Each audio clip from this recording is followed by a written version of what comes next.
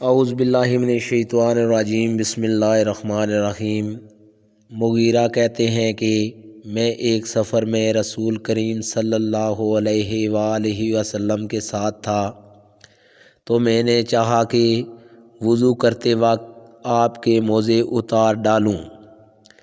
آپ نے فرمایا کہ نہیں، رہنے دو، چونکہ جب میں نے انہیں پہنا تھا تو میرے پاؤں پاک تھے، یعنی میں وضو سے تھا۔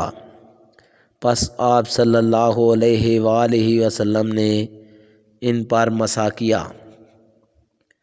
صحیح بخاری حدیث نمبر 206۔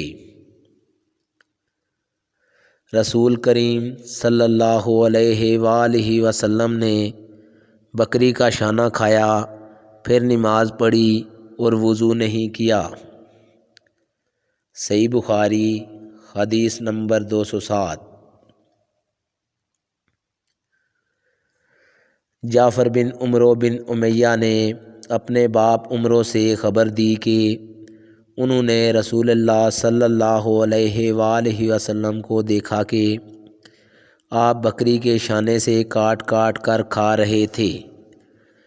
پھر آپ نماز کے لیے بلائے گئے تو آپ نے چھری ڈال دی اور نماز پڑھی، نیا وضو نہیں کیا۔ صحیح بخاری حدیث نمبر 208۔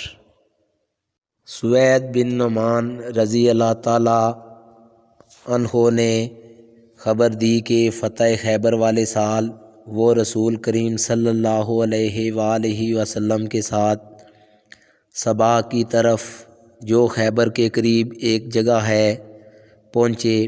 آپ صلی اللہ علیہ وآلہ وسلم نے عصر کی نماز پڑھی، پھر ناشتہ منگوایا گیا تو سوائے ستو کے اور کچھ نہیں لایا گیا۔ پھر آپ نے حکم دیا کہ وہ بھگو دیے گئے۔ پھر رسول کریم صلی اللہ علیہ وآلہ وسلم نے کھایا اور ہم نے بھی کھایا۔ پھر مغرب کی نماز کے لیے کھڑے ہو گئے۔ آپ نے کلی کی، ہم نے بھی۔ پھر آپ نے نماز پڑھی اور نیا وضو نہیں کیا۔